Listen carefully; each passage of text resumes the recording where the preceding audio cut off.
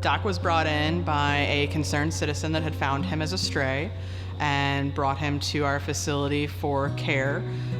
It was noticeable that he had an injury to his tail that had caused a severe infection. He was then seen by our veterinary staff to get a plan of action.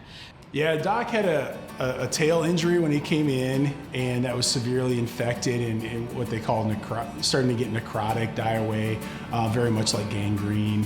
And if we would have let it go, it would not have healed on its own. It just would have allowed that infection to get into his bloodstream and spread to all of his other tissues. So the decision was made to do a tail amputation and remove the dead, infected portion of the tail. So one of the things that Doc was able to benefit from was our Feline Enrichment Program that is headed by our volunteer staff. They come in on a daily basis and they get to spend some quality time with our felines here.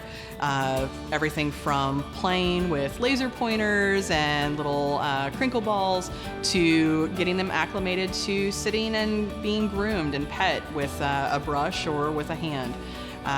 They get a little bit more enrichment that way rather than sitting in a kennel and just watching people go by. Doc is more of an evening cat, so throughout the morning he is interested when the dogs eat because he thinks maybe he can get a little bit. Then pretty much all afternoon he's hanging out in the bed, waiting for you to come in to pet him and snuggle him. And in the evening is when he's out and about. It's when he'll play with his toys and come and play with you. And we're just so excited to have Doc at our house. He fits in so well, and it's so nice to have a friend for our other cat and for us. And we just want to thank the Humane Society for saving Doc, for doing this medical care for him, and so that we could adopt him. And we've been able to go back to the other side of the Humane Society with the Mid-America Veterinary Care, and they've taken great care of Doc too. So it's been a great experience overall.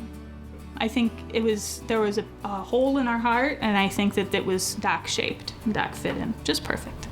So without donations from people in the St. Louis area and our supporters, we would not be able to do things like help Doc.